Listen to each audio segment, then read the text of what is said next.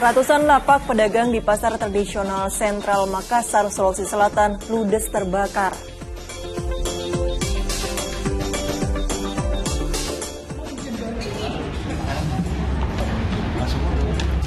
Peneliti Badan Riset Inovasi Nasional atau BRIN memprediksi hujan badai terjadi hari ini di wilayah Jabodetabek.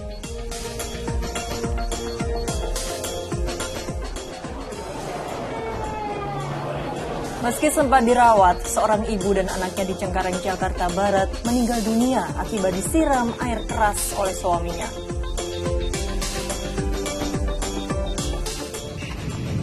Banyak warga juga di sini. Seekor buaya muncul di areal sawah dekat pemukiman hingga meresahkan warga dan petani yang akan menanam padi.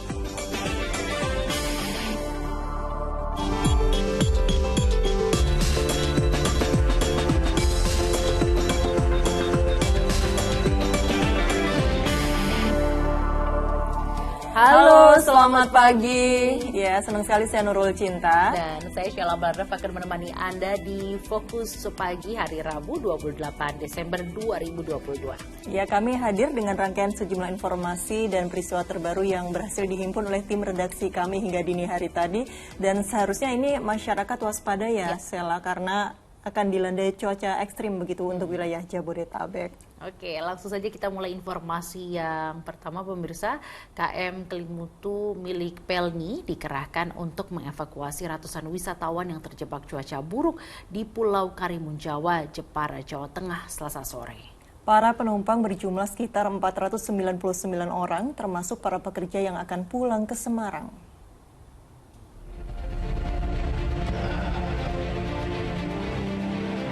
Sejak Selasa sore, Pelabuhan Legon Bajak Karimun Jawa dipadati wisatawan. Mereka menunggu kedatangan KM Kelimutu milik PT Pelni yang akan mengangkut mereka menuju Pelabuhan Tanjung Emas, Semarang. Rata-rata dari mereka yang dievakuasi adalah wisatawan dan pekerja yang ingin kembali ke Semarang. Salah satunya Tiara dan Kukuh yang mengaku sudah 7 hari terjebak di Pulau Karimun Jawa. Sebenarnya senang, cuma ya sedihnya itu cuaca sama langka BBM-nya nggak bisa jalan. Kita senang kalau ada BBM, kita masih bisa keliling ya, masih bisa jalan-jalan. Cuma karena minimnya BBM, jadi kita ya sudahlah stay di homestay aja lah.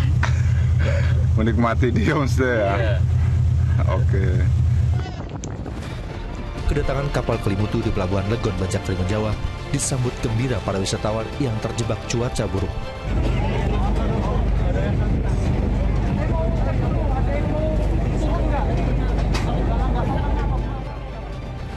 Satu persatu para penumpang menaiki kapal untuk berlayar menuju Semarang, Jawa Tengah. Total, ada 499 orang yang menjadi penumpang KM Kelimutu. Terdiri dari 419 wisatawan lokal, 31 warga Karimun Jawa, dan 49 wisatawan asing. Tim Liputan melaporkan. Pencarian ABK kapal nelayan bermuatan ternak yang tenggelam di perairan Selayar, Sulawesi Selatan akibat cuaca buruk hingga Selasa kemarin belum membuahkan hasil. Ya, tim SAR alami kendala lantaran gelombang laut setinggi 6 meter. Sepanjang hari Selasa, tim SAR gabungan terus menyisir perairan Selayar untuk mencari ABK kapal nelayan yang tenggelam dihantam gelombang tinggi pada Minggu 24 Desember lalu. Dari 11 ABK yang hanyut, 5 diantaranya telah berhasil ditemukan dan dievakuasi oleh para nelayan ke Pulau Takabonerate, Kepulauan Selayar.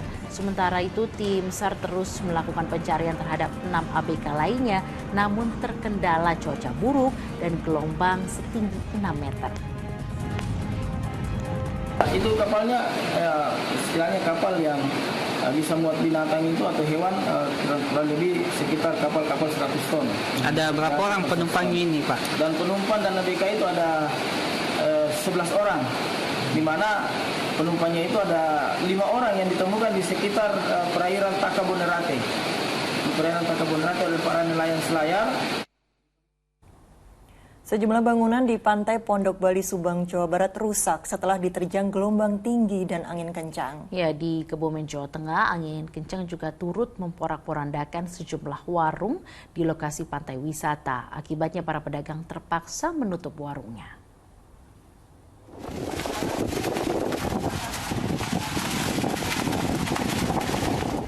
Angin kencang yang menerjang lokasi pantai wisata Setro Jenar Kebumen membuat sejumlah warung mengalami kerusakan. Akibatnya, para pedagang terpaksa menutup warung mereka. Terjangan angin kencang bersamaan dengan gelombang tinggi ini berawal saat wilayah Kecamatan Bulus Pesantren terjadi mendung. Tak berselang lama, angin kencang disertai hujan langsung menghempas deretan warung yang ada di pantai wisata ini. Tidak ada korban jiwa dalam peristiwa ini, namun sedikitnya 5 warung semi permanen mengalami kerusakan. Untuk warga yang beraktivitas di wilayah pesisir, nelayan, pemancing, dan mungkin pengelola wisata, untuk meningkatkan kewaspadaan, selalu memantau untuk himbauan-himbauan dari BMKG maupun dari BPBD. Sementara di objek wisata Pondok Bali Subang, Jawa Barat, kerasnya terjangan ombak juga membuat sejumlah warung milik pedagang mengalami kerusakan. Selain merusak warung, air laut pasang juga kembali merendam akses jalan penghubung antar desa di Pantura, Subang. Akibatnya, aktivitas warga terganggu. Tak hanya itu, banjirop juga turut menggenangi permukiman warga di Desa Legon Wetan dan Desa Mayangan. Polisi bersama petugas BPBD mengimbau warga untuk berhati-hati dan lebih waspada. Warga juga diminta bersiap mengungsi jika kondisi air semakin tinggi. Tim Liputan melaporkan. Pemirsa, 3 kapal milik nelayan hancur dihantam gelombang laut saat ditambatkan di tepi pantai Lampu 1, Merauke, Papua Selatan. Sementara di Indramayu, Jawa Barat, angin kencang dan gelombang tinggi di perairan Laut Jawa membuat ratusan nelayan Pantura memilih bertahan di dermaga. Ratusan kapal nelayan pantai utara ini sejak beberapa hari terakhir terparkir di muara Sungai Dadap, Kabupaten Indramayu pada Selasa pagi. Sejak sepekan terakhir, nelayan memilih bertahan di darat akibat cuaca yang kurang bersahabat. Mereka memilih memperbaiki jaring hingga alat dan mesin perahu sambil menunggu cuaca kembali normal. Para nelayan mengaku perahu mereka tak kuasa melawan gelombang tinggi dan angin kencang jika mereka berlayar.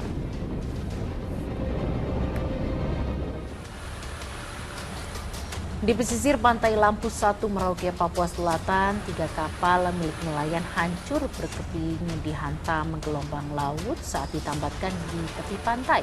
Kapal dan perahu nelayan saling berbenturan akibat dihempas gelombang laut yang mencapai lebih dari 3 meter. Meski demikian, sebagian nelayan terlihat tetap melaut, namun tidak sedikit lebih memilih untuk beristirahat. Para nelayan juga berupaya untuk mengamankan kapal dan perahu agar tidak rusak dihantam ombak. Kemarin mulai ini baru, tapi katanya ada motif ini ombak besar. Iya. Kita berteduh separuh. Betul. Jadi sekarang menyelamatkan kapal-kapal ini Pak ya, diamankan ya? Iya, diamankan. Ini ada kapal berapa di sana? Ada 3 Pak ya yang hancur ya, dihantam gelombang itu Pak ya. Jadi sementara tidak melaut ini Pak? Ya, separuh tidak melaut, separuh ya sedikit sebentar. Peneliti Badan Riset Inovasi Nasional atau BRIN, Erma Yuli Hastin, memprediksi hujan badai terjadi hari ini, tanggal 28 Desember 2022, seperti yang diunggah di akun Twitter miliknya. Ya, untuk itu warga dihimbau waspada dan hati-hati saat beraktivitas. Dalam unggahannya, Erma Yuli Hastin sebagai peneliti Pusat Riset dan Atmosfer Badan Riset Inovasi BRIN Bandung menyebutkan, badai telah terjadi di Samudra Hindia yang terhubung dengan Selat Sunda dan Laut Jawa. Badai akan masuk ke darat sehingga harus diwaspadai bersama. Karena titik sentral dari masuknya badai kemungkinan ada di wilayah Jakarta, Depok, Bogor, Tangerang, dan Bekasi atau Jabodetabek. Badai itu akan semakin meningkat begitu ya, dan kemungkinan besar akan masuk ke darat lebih jauh.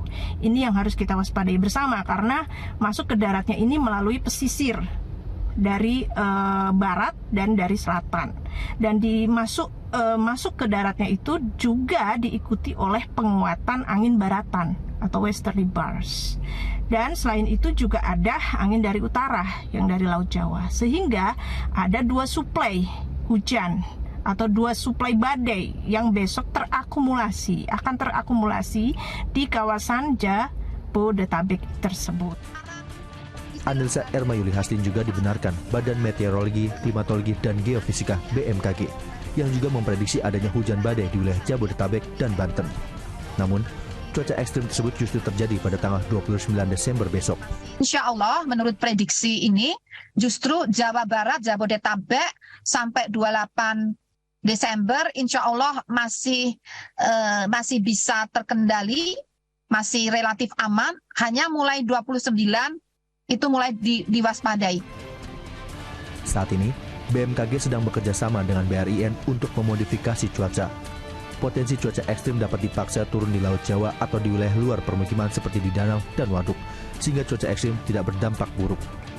Tim Liputan melaporkan.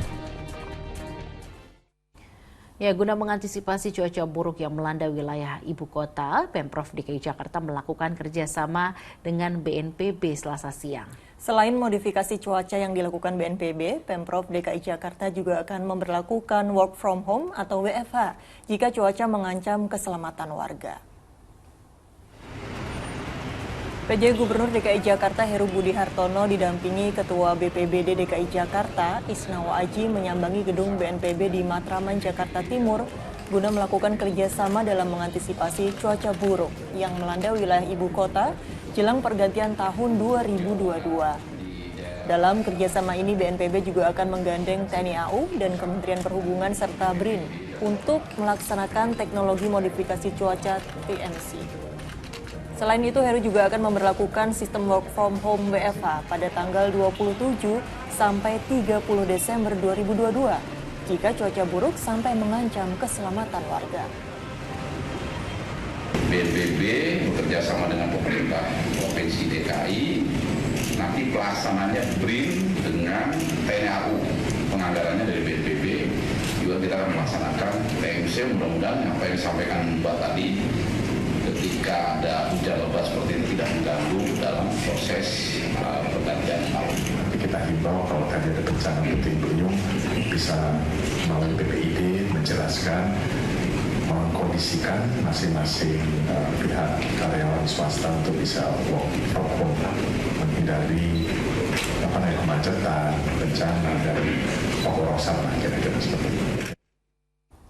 Pemirsa, jalan penghubung menuju 5 desa yang ada di Pandeglang, Banten terputus akibat terendam banjir. Sementara di Grobogan, Jawa Tengah, banjir bandang telah membuat 10 rumah rusak, di mana 3 diantaranya hanyut terseret arus.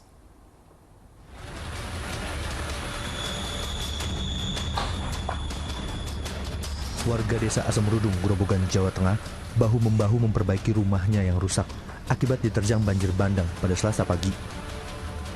Banjir telah menyebabkan 10 rumah rusak, di mana 3 rumah diantaranya hanyut terbawa arus, sedangkan 7 rumah lainnya rusak berat.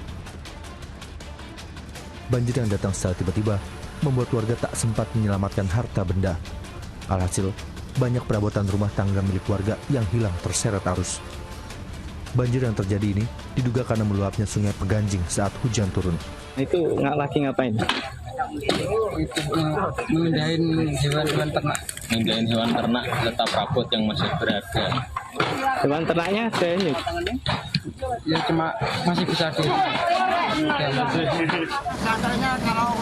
Sementara di Kabupaten Pandeglang, Banten, banjir telah melumpuhkan akses jalan penghubung antar desa. Warga yang membawa sepeda motor untuk melintas harus dibantu warga lainnya dengan cara digotong bersama-sama atau dinaikkan ke atas perahu yang terbuat dari batang pisang. Banjir yang terjadi diduga karena meluapnya air dari Sungai Cilemer.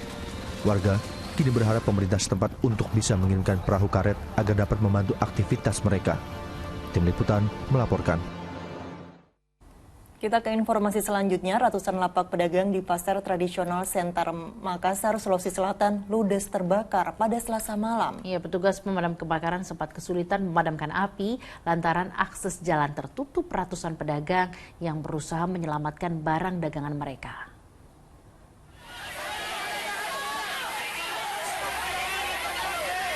Petugas pemadam kebakaran bersama pedagang berjibaku memadamkan kobaran api yang menghanguskan ratusan lapak pedagang di Pasar Tradisional Sentral Makassar Selasa malam. Kencangnya hembusan angin dan banyaknya material yang mudah terbakar membuat api dengan cepat membesar. Banyaknya pedagang yang berusaha menyelamatkan barang dagangan membuat 42 unit mobil pemadam kebakaran yang diterjunkan ke lokasi kesulitan memadamkan api. Bahkan, salah satu mobil damkar menjadi sasaran amukan pedagang yang emosi karena panik. Api yang menghanguskan lapaknya masih menyala.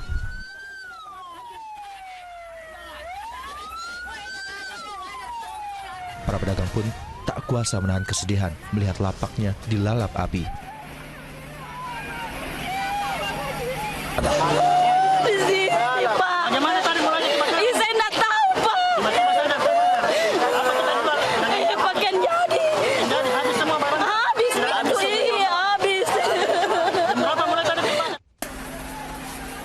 Dugaan sementara, api berawal dari korsleting listrik. Petugas damkar butuh waktu selama 4 jam untuk bisa memadamkan api. TNI Polri serta Satpol PP juga dikerahkan untuk menghalau pedagang yang masuk ke dalam puing-puing sisa kebakaran guna mengantisipasi jatuhnya korban. Kalau data potensi kami untuk Blok B Selatan istilahnya ini, kalau di data potensi kami, ini 931. Data potensi kami, loss ya, bukan jumlah pedagang, jumlah loss. Karena kios. Karena satu pedagang itu bukan cuma satu kios. Ada yang satu pedagang, ada 2 kiosnya, seperti itu. Perusahaan daerah Pasaraya Makassar juga akan menyiapkan lahan baru untuk pedagang yang menjadi korban kebakaran. Pihaknya juga masih menunggu hasil penyelidikan polisi terkait penyebab pasti kebakaran. Tidak ada korban jiwa dalam peristiwa ini. Andi Muhammad Sardi melaporkan dari Makassar, Sulawesi Selatan. Ya, masih terkait peristiwa kebakaran pemirsa, sebuah bangunan kantin di Universitas Negeri di Jambi ludes terbakar. Diduga kebakaran bermula dari ledakan tabung gas saat pedagang menyalakan kompor. Kobaran api disertai asap hitam membumbung tinggi dari bangunan kantin yang terbakar di Universitas Islam Negeri Sultan Taha Saifuddin di Kabupaten Muaro Jambi, Jambi pada Selasa pagi. Bangunan yang bersebelahan dengan gedung perpustakaan tersebut diduga terbakar akibat ledakan kompor gas dari salah satu kantin. Kebakaran bermula saat salah satu pedagang menyalakan kompor usai mengganti tabung gas. Tak lama kemudian, tiba-tiba terjadi ledakan. Kantin yang ujung sana itu lagi ganti gas, itu mungkin tiba-tiba meledak. Jadi menyambar semua kantin, Mak ya? Iya. Jadi apa aja yang terbakar nih, Mak? Ini semuanya kantin. Ada berapa kantin, Mak? 5 kantin ya? Iya. Petugas pemadam kebakaran langsung berjibaku untuk memadamkan api. Api akhirnya berhasil dipadamkan 1 jam kemudian. Penyebabkan karena ini kantin ya, ada proses masak-memasak dari kompor ya. Dari kompor gas, Pak ya? Dari kompor gas, ya. Dugaan sementara ya. Kalau untuk lebih jelasnya nanti mungkin dari ada kepolisian. Tidak ada korban jiwa dalam peristiwa ini, namun kerugian ditaksir mencapai 50 juta rupiah. Rick Harsen melaporkan dari Kabupaten Muaro Jambi, Jambi. Ya, dari sidang lanjutan kasus pembunuhan berencana Brigadir Yosua, tim penasehat hukum terdakwa Ferdi Sambo dan Putri Chandrawati menghadirkan saksi other charge atau saksi meringankan. Ahli yang dihadirkan adalah Guru Besar Hukum Pidana Universitas Andalas yang menjelaskan soal motif. Tim penasehat hukum terdakwa Ferdi Sambo dan Putri Chandrawati menghadirkan ahli Elwi Daniel yang merupakan Guru Besar Hukum Pidana Universitas Andalas. Di hadapan majelis hakim, Elwi Daniel menyatakan dalam mengungkap suatu kasus pidana perlu juga menguak motifnya. Menurut ahli memang motif bukan inti dari sebuah perkara, tapi motif bisa menentukan berat ringannya hukuman sebuah tindak kejahatan. Motif itu adalah sesuatu hal yang perlu untuk diungkap karena motif itu akan melahirkan kehendak. Untuk kemudian kehendak itu justru kemudian akan melahirkan kesengajaan. Kenapa saya katakan demikian? Karena memang motif itu bukanlah merupakan bagian inti atau bestandel van delik, ya. Yang bestandel van deliknya adalah unsur dengan sengaja, unsur kesalahan. Akan tetapi kesengajaan itu bukanlah sesuatu hal yang ada begitu saja. Kesengajaan itu bukanlah sesuatu yang turun dari langit dalam tanda petik. Akan tetapi ada peristiwa, ada yang melatar belakangi kenapa orang melakukan suatu perbuatan dengan sengaja.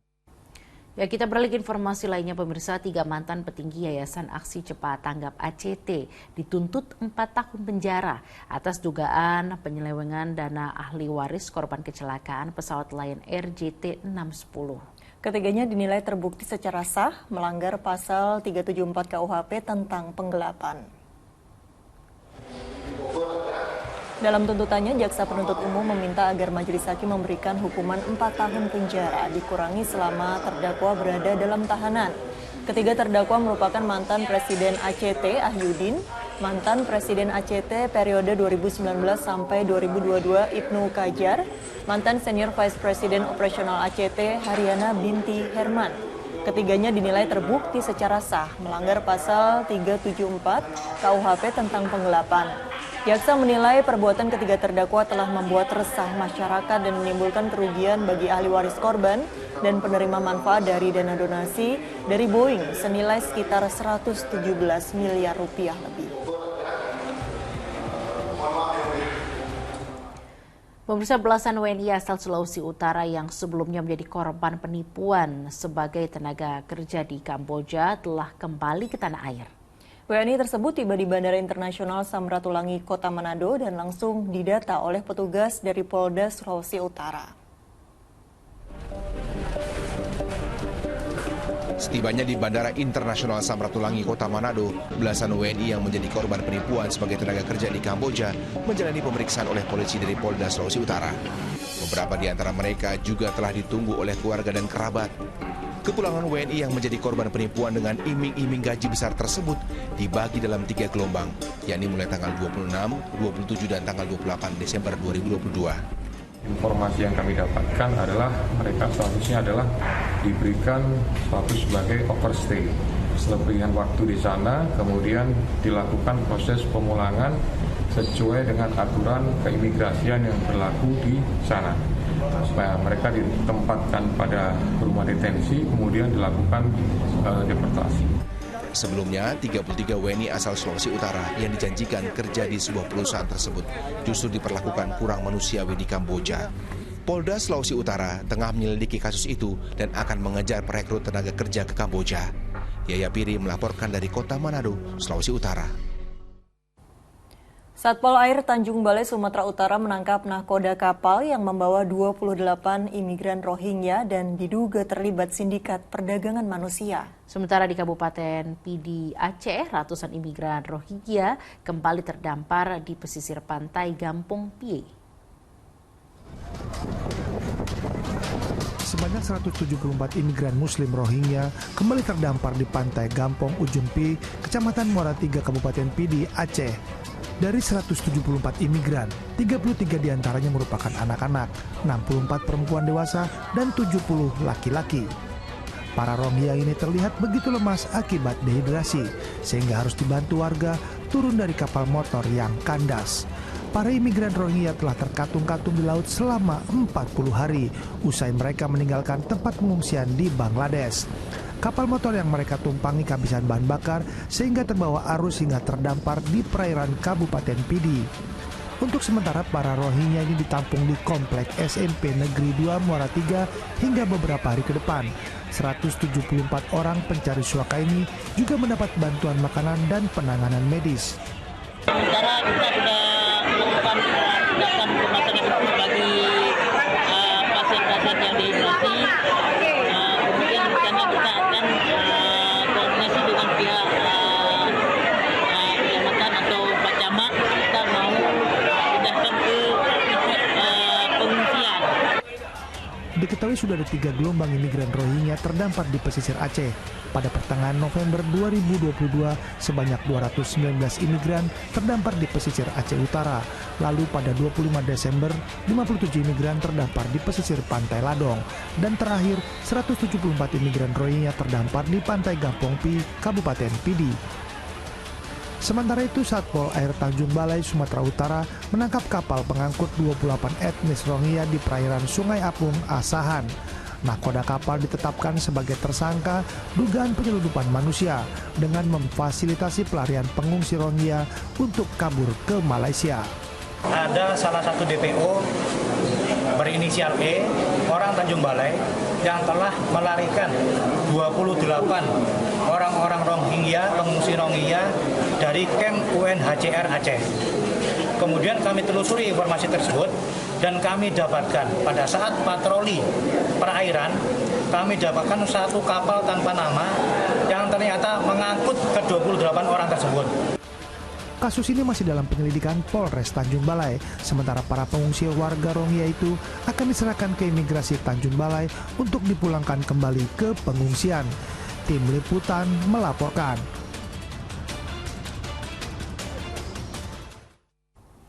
Sebuah kendaraan truk bermuatan batu kapur terguling di Jalan Raya Jonggol, Cilengsi, Kabupaten Bogor, Jawa Barat.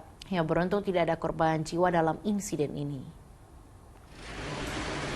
Peristiwa tergulingnya truk bermuatan batu kapur ini terjadi pada Selasa malam. Truk yang datang dari arah Jonggol ini diduga mengalami patah shock roda belakang sebelah kiri.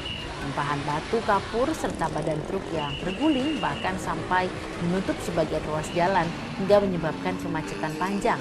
Proses evakuasi juga berjalan sulit. Pasalnya, petugas harus lebih dulu memindahkan tumpahan batu kapur ke truk lainnya. Kasus kecelakaan ini kini telah ditangani unit laka Polsek Cilengsi, Kabupaten Bogor.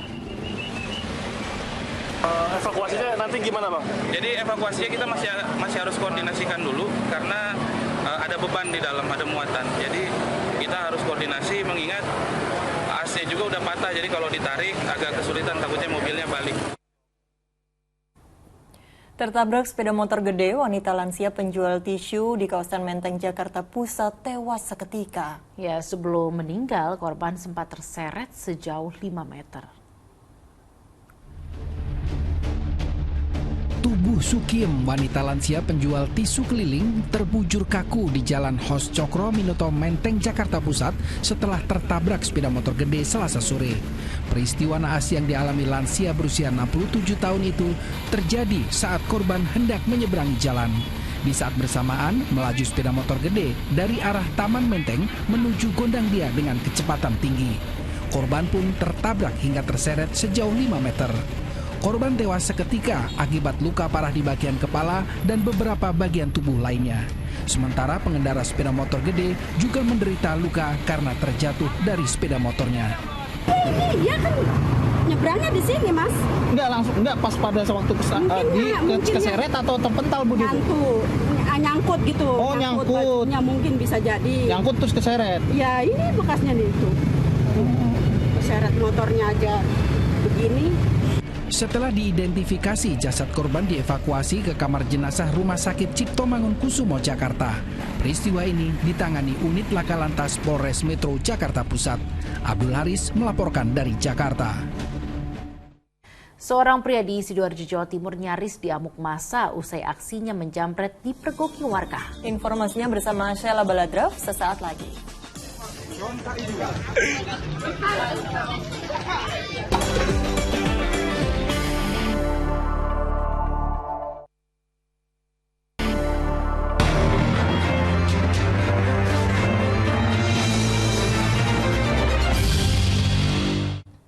Ya, Anda kembali di Fokus Pagi bersama dengan saya Sheila Baladraf. Pemirsa nekat mencoba mencapuli seorang wanita yang sedang mandi di sungai. Seorang pria di Jember, Jawa Timur babak belur dihajar warga. Korban terselamatkan setelah menjerit saat dibekap pelaku dari belakang.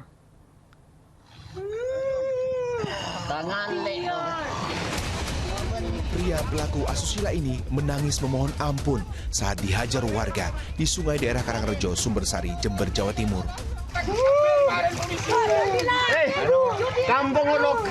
Usai dihajar warga, pelaku lalu diikat dan dibawa ke kantor polisi. Pelaku diringkus karena sebelumnya sudah mencoba memperkosa wanita berusia 25 tahun yang sedang mencuci pakaian dan mandi di sungai. Pelaku membekap korban dari belakang dan melucuti handuknya. Beruntung korban berteriak dan bisa segera ditolong. Jadi sempat korban berteriak minta tolong dan kebetulan ada saudaranya datang untuk kok mengetahui ada saudaranya juga posisi semak-semak dan posisinya sudah menjadi korban, dalam hal ini ada tersangka. Pelaku masih diperiksa intensif oleh Unit Perlindungan Perempuan dan Anak Polres Jember. Ia akan dijerat Undang-Undang Tindak Pidana Kekerasan Seksual dengan ancaman hukuman 12 tahun penjara.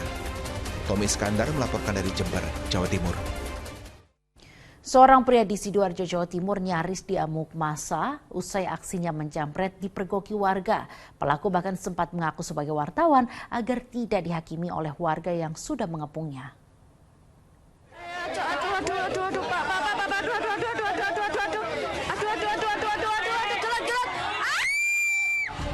Inilah video amatir yang menunjukkan kekesalan warga desa Wates, Sidoarjo, Jawa Timur usai menangkap seorang pria yang diduga hendak melakukan penjamretan pada Selasa siang.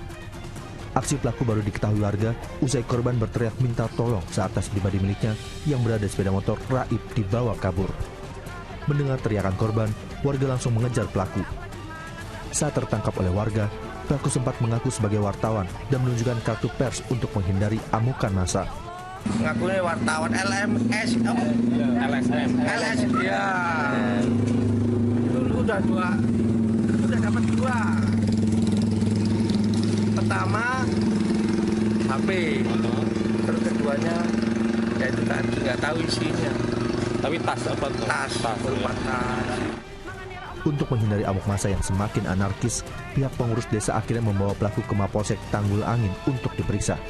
Eko Yudo melaporkan dari Sidoarjo, Jawa Timur. Seorang pria di Cengkareng, Jakarta Barat tega menyiramkan air keras kepada istri dan anak tirinya. Meski sempat mendapatkan perawatan medis, akhirnya kedua korban meninggal dunia.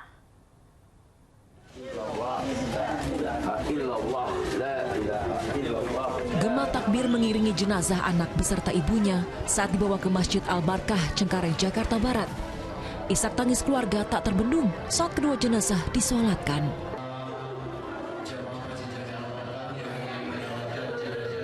Ibu berusia 31 tahun serta anak berusia 1 tahun itu tewas di tangan Rizal, suami siri korban. Keduanya meninggal dunia akibat disiram air keras. Meski keduanya sempat mendapatkan perawatan medis, namun takdir berkata lain. Keduanya menghembuskan nafas terakhirnya Senin malam.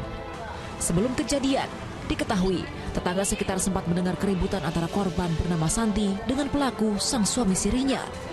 Pelaku yang berprofesi sebagai tukang urut dan penjual cairan pembersih lantai itu kabur usai kejadian dan hingga kini belum diketahui keberadaannya. Secepatnya untuk menyerahkan diri, karena kita pun juga dari Polsek sudah melakukan pengajaran, jadi lebih baik menyerahkan ke Polsek Cengkareng untuk proses lebih lanjut. Sementara dari keterangan mantan suami korban, pelaku kerap meminta sejumlah uang kepada dirinya. Diduga pelaku mengalami kesulitan ekonomi. Sempat minta uang ya dengan alasan tiap hari minta uang tiap minggu. Alasannya apa, Pak? Alasannya dia kurang ekonomi. Kondisinya kayak dia sih selalu ngadu sama saya. Saya udah mau minta cerai. Untuk mengungkap motif penganiayaan hingga hilangnya nyawa kedua korban, polisi melakukan penyelidikan. Sementara, pihak keluarga korban berharap pelaku segera ditangkap dan dijerat hukuman yang setimpal. Jayadi melaporkan dari Jakarta. Pemirsa, polisi mengungkap identitas pria bertato Joker yang ditemukan tewas di sebuah lahan kosong proyek pembangunan perumahan kawasan Cengkareng, Jakarta Barat. Korban merupakan seorang sopir angkot bernama Hendro Anggono, warga kampung Cipondoh, Kalideres, Jakarta Barat.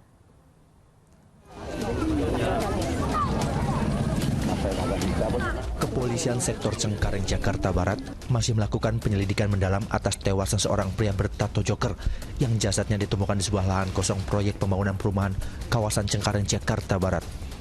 Dari hasil pemeriksaan polisi kepada sejumlah saksi dan keluarga, terungkap identitas korban yakni atas nama Hendro Anggono, 37 tahun, warga kampung Cipondoh, Kalideres, Jakarta Barat. Sejak 2 bulan lalu, korban yang berprofesi sebagai sopir angkot jurusan Cengkareng Kota dikabarkan tidak pernah pulang ke rumah.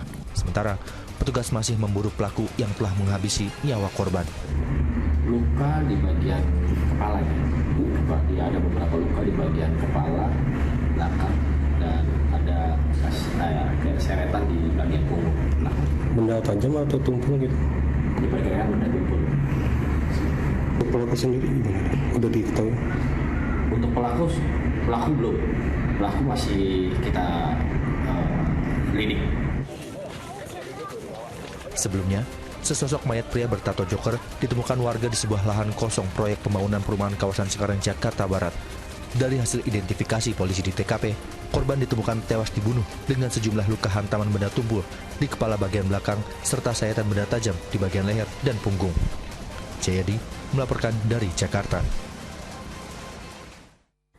Ya, beralih ke Bekasi, Jawa Barat, pemirsa, aksi perampokan bersenjata tajam terjadi di sebuah warung makan. Akibat kejadian itu, korban yang sedang makan harus kehilangan sepeda motornya.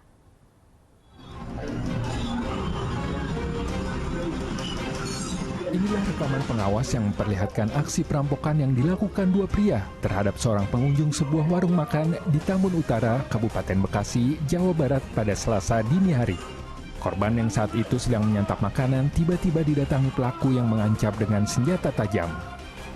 Pelaku lantas mengambil kunci motor yang tergeletak di atas meja dan membawa kabur sepeda motor korban. Saat itu korban sempat berteriak, namun kondisi yang sepi membuat para pelaku leluasa menjalankan aksinya. Waktu itu saya lagi masak di belakang, tahu-tahu dengar suara minta tolong. Nah itu orang makan lagi dibegal, tahu-tahu udah cabut aja orangnya. Itu orangnya udah lagi makan apa baru pesan? Udah lagi makan.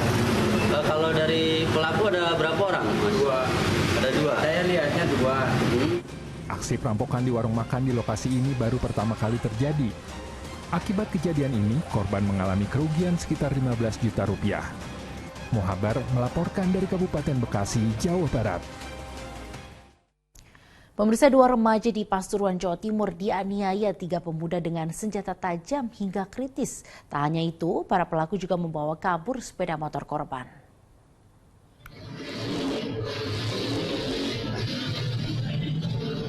Aksi kejar-kejaran antara dua orang remaja dan sekelompok pemuda di Kelurahan Purworejo, Pasuruan terekam kamera pengawas.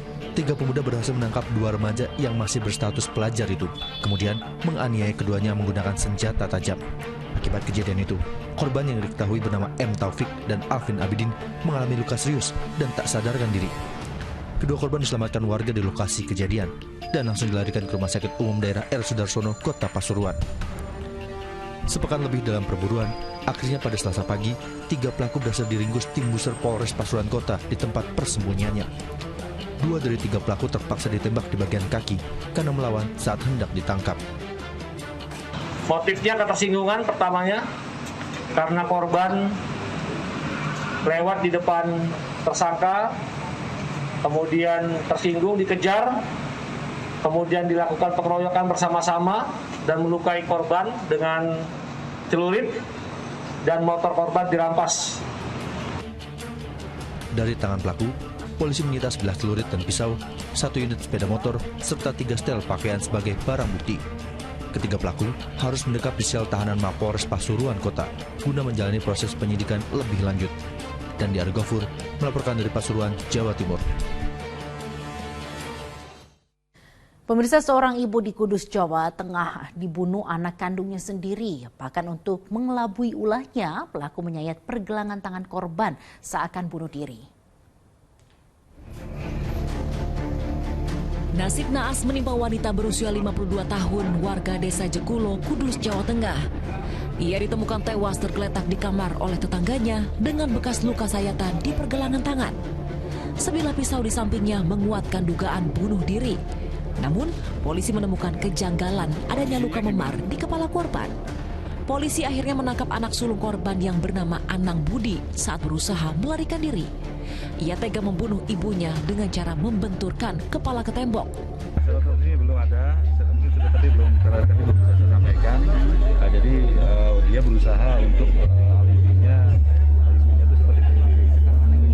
Namun hasil keterangan semuanya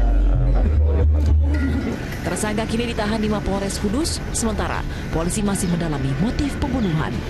Arif Nur melaporkan dari Kudus, Jawa Tengah. Pencurian 250 gram emas batangan di rumah seorang dokter di Kabupaten Batang, Jawa Tengah berhasil diungkap setelah 2 pelakunya dibekuk aparat kepolisian. 2 pria ini tak berdaya saat digiring petugas Satreskrim Polres Batang, Jawa Tengah. Keduanya tertangkap usai menggasak puluhan emas batangan seberat 250 gram dan uang senilai 65 juta rupiah dari dalam berangkas di rumah seorang dokter. Total kerugian diperkirakan mencapai ratusan juta rupiah. Dari pengakuan tersangka, mereka sempat kebingungan untuk menjual emas hasil curian sebelum akhirnya tertangkap. Kedua tersangka dijerat dengan pasal pencurian dengan pemberatan dengan ancaman hukuman maksimal 9 tahun penjara. Kemudian yang unik, pembagian uang itu oleh salah satu tersangka dimasukkan ke rekening. Sehingga penyidik saat ini masih mendalami apakah ini termasuk kategori tindak pidana lainnya selain yang ada dalam KUHP. Selidiki penyebab kebakaran, polisi gelar olah TKP di Jalan Bangka Buntu 1, Mampang Perapatan, Jakarta. Sesaat lagi bersama dengan rekan saya, Nurul Cinta.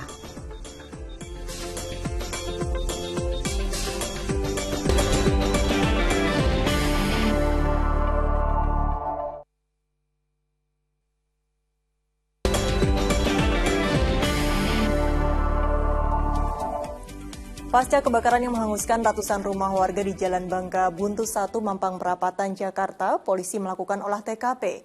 Penyelidikan akan dilanjutkan melalui pemeriksaan di laboratorium forensik untuk mengetahui penyebab kebakaran. Sejumlah anggota identifikasi Polres Metro Jakarta Selatan menggelar olah TKP di lokasi kebakaran yang menghanguskan ratusan rumah di Jalan Bangka Buntu 1, Mampang Perapatan, Jakarta. Petugas mengambil beberapa foto dan memeriksa rumah warga yang terbakar, serta mencari beberapa sampel untuk diperiksa di laboratorium forensik.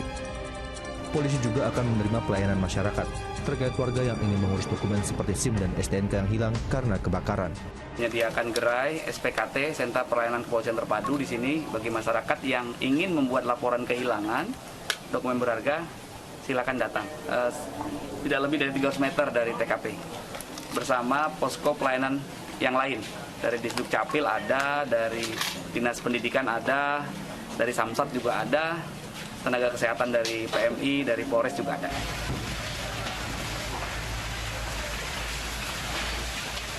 Rumah warga yang berada di permukiman padat penduduk di Jalan Bangka Buntu 1, Mampang Perapatan, Jakarta Selatan, Senin malam terbakar. Banyaknya material bangunan yang mudah terbakar membuat api dengan cepat merambat ke sejumlah rumah warga. Sebanyak 15 unit mobil pemadam kebakaran dikerahkan untuk melokalisir api yang berkobar hebat agar tidak semakin meluas. Tim Liputan melaporkan.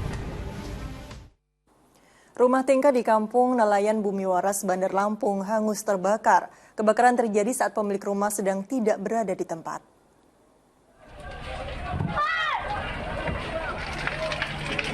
Kobaran api dengan cepat menghanguskan rumah yang terbuat dari papan di pesisir Kelurahan Kangkung, Bandar Lampung. Kebakaran yang terjadi di tengah permukiman padat ini membuat warga berjibaku memadamkan api agar tak menjalar ke rumah di sebelahnya. Api padam setelah petugas damkar mengerahkan 5 mobil damkar. Api diduga berasal dari korsleting listrik. Tidak ada korban dalam peristiwa ini.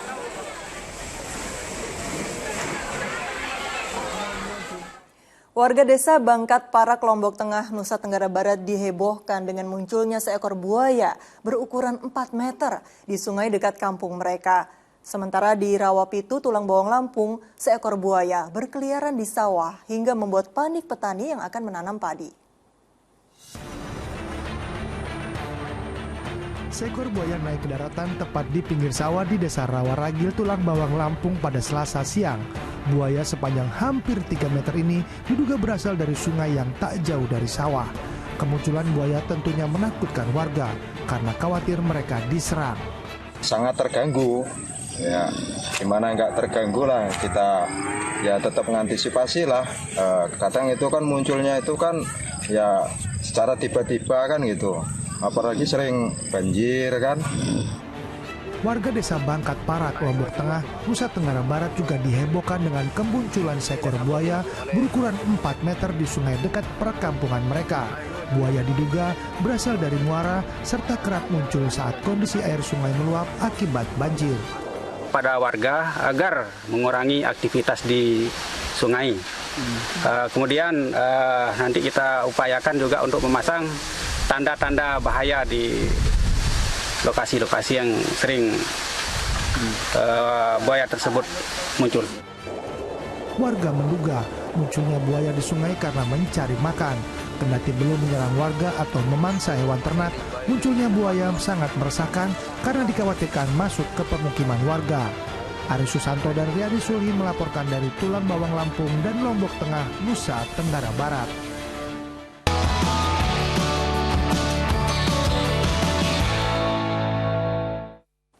Jelang pergantian tahun baru, harga sejumlah kebutuhan pokok masih tetap tinggi. Dampak kenaikan harga mengakibatkan kondisi pasar sepi pembeli. Di pasar tradisional pesisir Belawan Medan, harga cabai merah, cabai hijau, dan cabai rawit menjadi Rp50.000 per kilogram dari sebelumnya Rp20.000. Harga tomat dan kentang juga merangkak naik, biasanya Rp6.000 per kilogram, kini menjadi Rp12.000 per kilogram. Sedangkan bawang merah dan bawang putih mencapai Rp40.000 per kilogram dari sebelumnya Rp24.000 per kilogram. Sementara telur ayam masih bertengger di harga Rp60.000 per papan.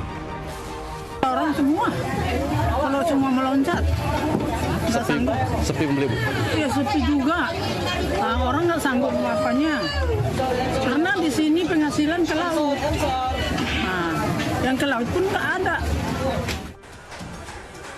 Di Pasar Gudang Tiga Raksa, Kabupaten Banten, harga daging sapi menjadi Rp150.000 per kilogram.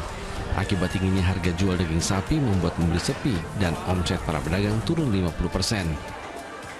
Ya harus banyak sama pemerintah, kalau bisa mau buat orang-orang apalagi yang usaha ya, diturunin lah. Turun. Berapa persen, Bang? 50%. Untuk pembeliannya Abang kurangin nggak sih, Bang? Kurangin. Biasanya Bang berapa? Biasa sekitar jadi. Selain harga daging sapi, harga daging ayam potong juga mengalami kenaikan. Daging ayam dari harga sebelumnya Rp32.000 per kilogram kini menjadi Rp38.000 per kilogram. Syahbudin Atar dan Muhammad Hamdani melaporkan dari Medan, Sumatera Utara dan Kabupaten Tangerang, Banten.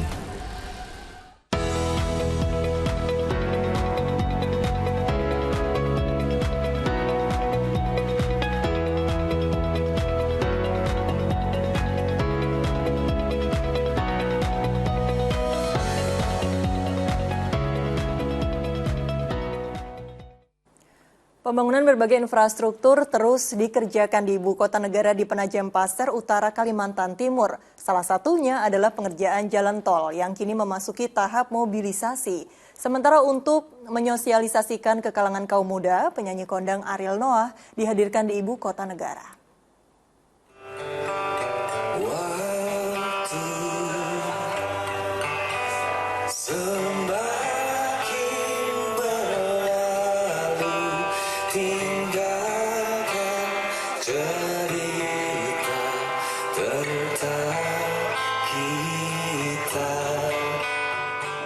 Petikan gitarnya dalam tembang Semua Tentang Kita, penyanyi Ariel Noah dihadirkan untuk menghibur pengunjung yang menginap di ibu kota negara di Sepaku, Kabupaten Penajam Pasir Utara, Kalimantan Timur. Kehadiran Ariel yang mewakili anak muda diharapkan mampu mengenalkan lokasi ibu kota negara yang tengah dibangun. IKN memang didesain menjadi ibu kota masa depan untuk generasi muda.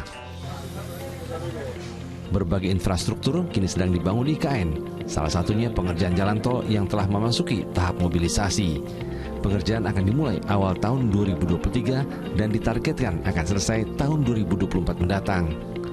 Wakil Menteri BUMN Kartika Wirjoatmojo yang meninjau langsung pengerjaan jalan tol juga memantau kesiapan pembangunan Istana Negara, kawasan hunian, serta pembangunan kantor BUMN. Yang pertama tadi kita kunjungi adalah jalan tol yang menghubungkan Balikpapan dengan IKN. Itu tadi sudah mulai, beberapa seksi dimulai, diharapkan 2024 selesai. Kemudian di kawasan ini sendiri ada beberapa proyek besar, pertama untuk Istana Negara kita kunjungi, kemudian jalan Subuh Barat, Subuh Timurnya. Kita juga hari ini merencanakan untuk melihat lokasi calon kantor dari BUMN-nya sendiri. Sementara itu pengerjaan hunian dengan kapasitas hingga 10.000 pekerja juga masih berlangsung dan akan rampung 20 Januari 2023. Selain itu di IKN juga dibangun kabin glamping bagi pengunjung yang akan menginap. Ada sebanyak 17 kabin glamping yang rencananya akan dibuka untuk umum pada awal tahun 2023 mendatang. Amir Hamzah melaporkan dari Penajam Pasir Utara, Kalimantan Timur. Presiden Joko Widodo meresmikan Waduk Sadawarna yang berlokasi di Sumedang, Jawa Barat. Dengan dioperasikannya waduk tersebut diharapkan 4.280 hektar persawahan di Kabupaten Subang dan Indramayu mendapat pasokan air. Waduk Sadawarna yang berlokasi di Kecamatan Surian, Kabupaten Sumedang, Jawa Barat, Selasa siang diresmikan Presiden Joko Widodo. Waduk yang mulai dibangun sejak tahun 2018 telah menelan anggaran 2 triliun 65 miliar rupiah. Luas area waduk Sadawarna mencapai 680 hektar dan akan mengairi 4.280 hektar lahan persawahan di Kabupaten Subang dan Indramayu. Waduk Sadawarna merupakan salah satu program strategis nasional di bidang sumber daya air. Waduk ini dengan luas genangan 680 hektar bisa mengairi kurang lebih 4.280 hektar sawah yang ada di bawah. Kita harapkan dengan banyaknya waduk-waduk yang telah dibangun di seluruh tanah air Indonesia, kita berharap produktivitas padi utamanya dan komoditas hortikultura dan yang lain-lainnya bisa. Yayasan Pundi Amal Peduli Kasih YPP SCTV Indosiar membangun fasilitas olahraga dan fasilitas bermain bagi anak-anak di Sekolah Dasar Tuhaeli, Kabupaten Timur Tengah Selatan, Nusa Tenggara Timur. Hal ini dilakukan guna meningkatkan fasilitas penunjang belajar dan ekstrakurikuler bagi anak-anak.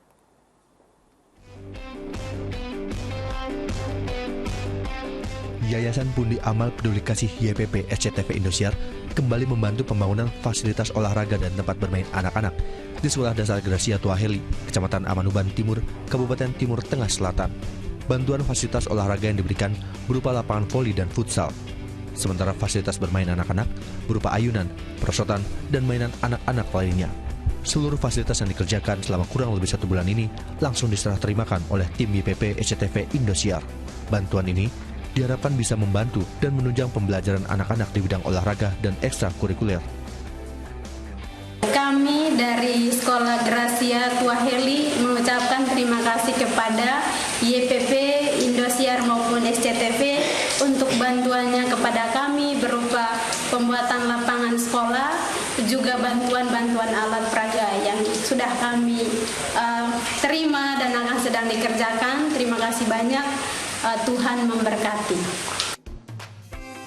Bantuan fasilitas olahraga ini diharapkan bisa dipergunakan sebaik mungkin sehingga bisa membantu anak-anak meraih cita-cita mereka. Syekh Suni melaporkan dari Kabupaten Timur Tengah Selatan, Nusa Tenggara Timur.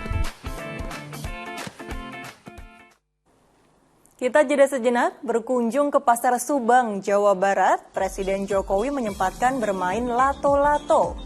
Informasinya sesaat lagi. Vertikal.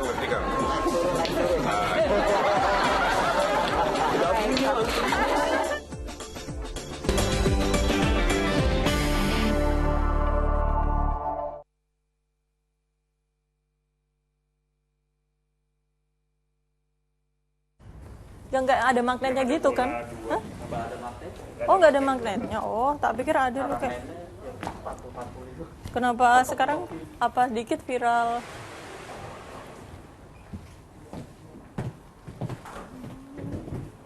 Udah. Dari tadi udah denger. Bukan galak, Rip. Biar jelas.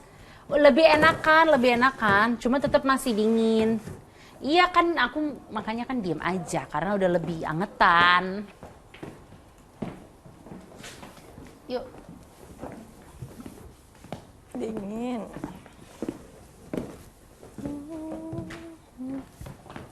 Jadi tadi headset aku yang satu mati, Cia. Jadi Kak Cinta nggak denger. Aku tuh lagi ngobrol dari kandang. Oh jadi Kak Cinta tadi lagi aku ngobrol. lagi ngobrol. Tiba-tiba bumerding dulu.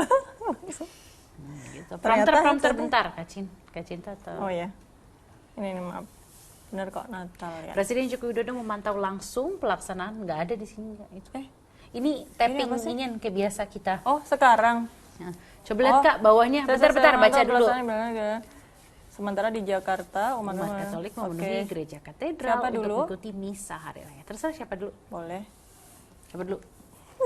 Ya udah aku deh ya. Kita terus siapa? Memantau langsung pelaksanaan apa tadi Kak?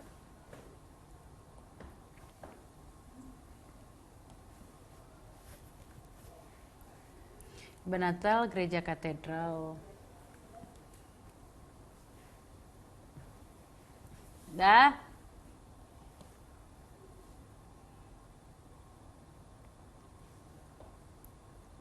Udah, Presiden Joko Widodo memantau langsung pelaksanaan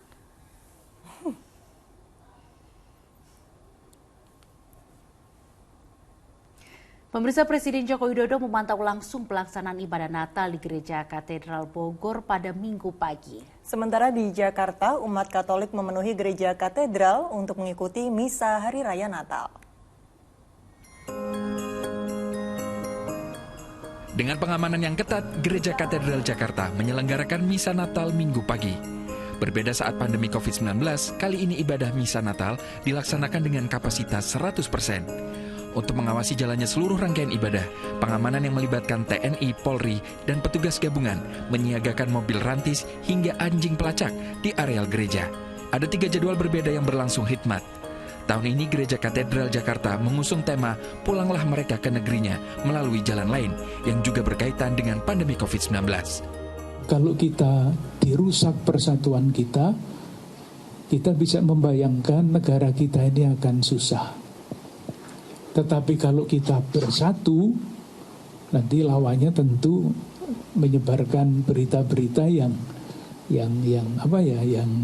mempersatukan. Coba silahkan lihat sejarah. Bangsa kita itu dijajah 350 tahun. Mengapa sampai 350 tahun? Karena pecah-pecah.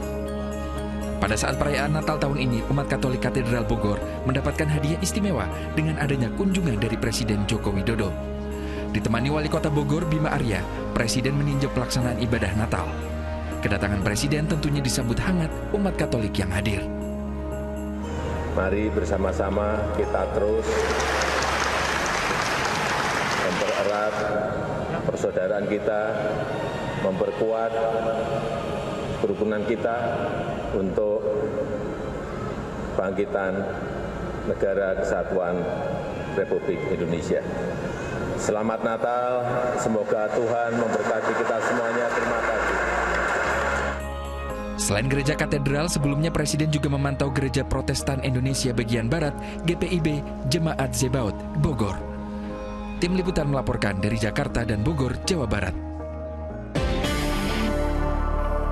Terima kasih Anda masih bersama saya Sheila Baladra. Dan saya Nurul Cinta. Kita lanjutkan informasi pagi hari ini. Ratusan lapak pedagang di Pasar Tradisional Sentral Makassar, Sulawesi Selatan ludes terbakar pada Selasa malam. Ya, petugas pemadam kebakaran ini sempat kesulitan memadamkan api lantaran akses jalan tertutup ratusan pedagang yang berusaha menyelamatkan barang dagangan mereka.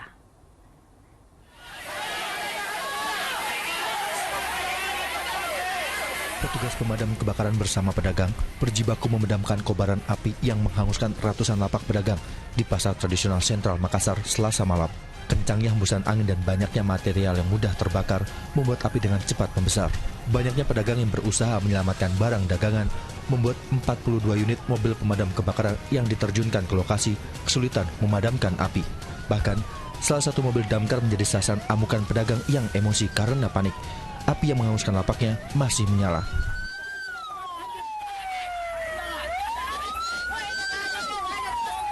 Para pedagang pun tak kuasa menahan kesedihan melihat lapaknya dilalap api.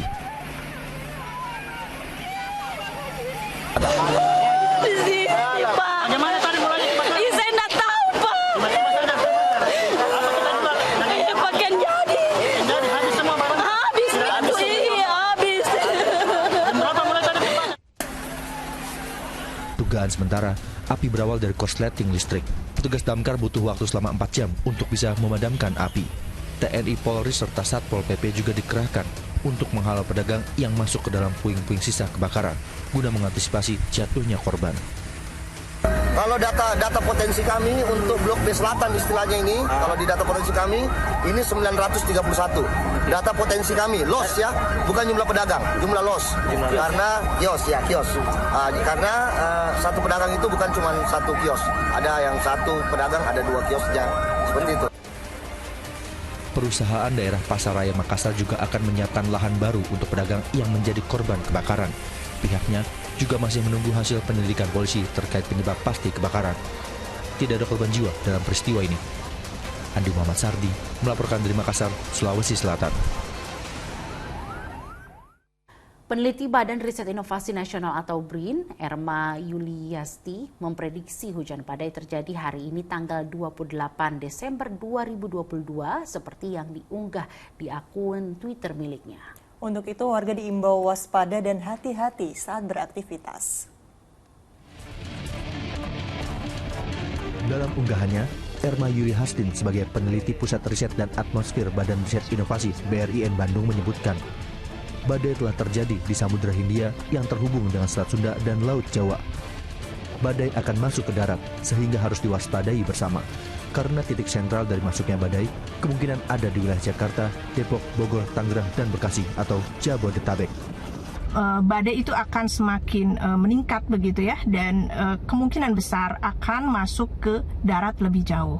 Ini yang harus kita waspadai bersama karena masuk ke daratnya ini melalui pesisir dari barat dan dari selatan, dan masuk ke daratnya itu juga diikuti oleh penguatan angin baratan atau westerly bars, dan selain itu juga ada angin dari utara yang dari Laut Jawa, sehingga ada 2 suplai hujan atau 2 suplai badai yang besok akan terakumulasi di kawasan Jabodetabek tersebut.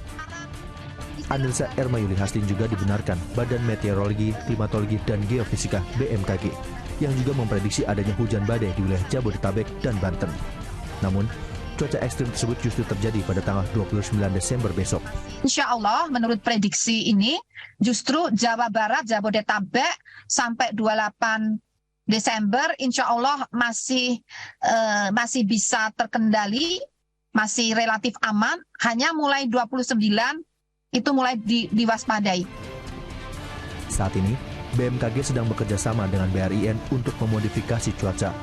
Potensi cuaca ekstrim dapat dipaksa turun di Laut Jawa atau di wilayah luar permukiman seperti di danau dan waduk, sehingga cuaca ekstrim tidak berdampak buruk. Tim Liputan melaporkan. Presiden Joko Widodo melakukan kunjungan kerja ke Pasar Subang, Jawa Barat, Selasa siang. Nah, ini yang menariknya, selain membagikan ratusan paket bantuan dan berdialog dengan para pedagang, Kepala Negara juga berkesempatan mencoba permainan yang kini sedang tren, yakni lato-lato.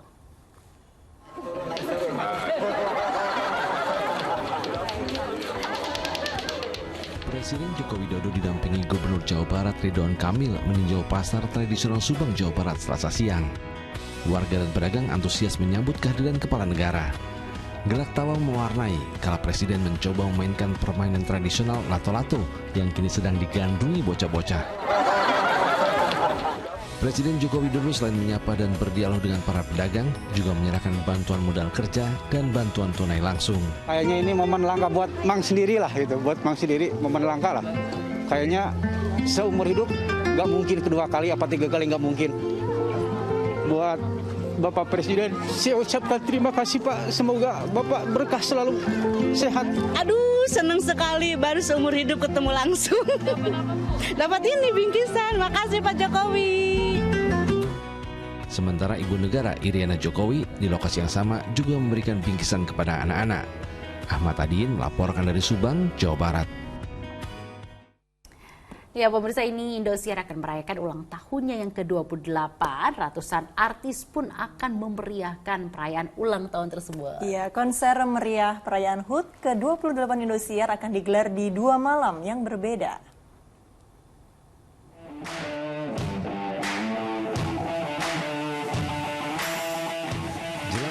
Tahunnya yang ke-28, Indosiar menggelar press conference di studio lantai 8 SCTV Tower Senayan yang dihadiri Direktur Programming SCM Harsi Ahmad, VP Kreatif IAP Indra Mulyanto, dan sejumlah artis pengisi acara yang akan tampil pada malam perayaan ulang tahun. Puncak perayaan ulang tahun ini akan digelar sebanyak 2 kali. Malam perayaan pertama akan digelar pada 10 Januari dengan acara bertajuk Indosiar Best. Kemudian dilanjutkan pada 11 Januari dalam konser raya 28 tahun Indosiar luar biasa. Tidak tanggung-tanggung, 300 artis nasional diundang untuk tampil dalam puncak perayaan tersebut. Konser perayaan ulang tahun Indosiar dipastikan akan berlangsung meriah dan spektakuler.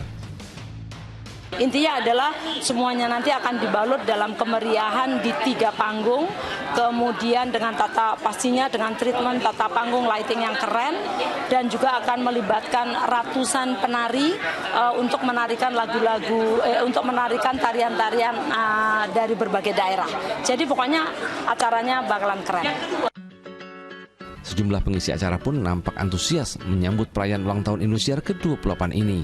Salah satunya Sri Devi. Pemenang utama Dangdut Akademi 5 ini sangat senang bisa terlibat dalam panggung megah Indosiar.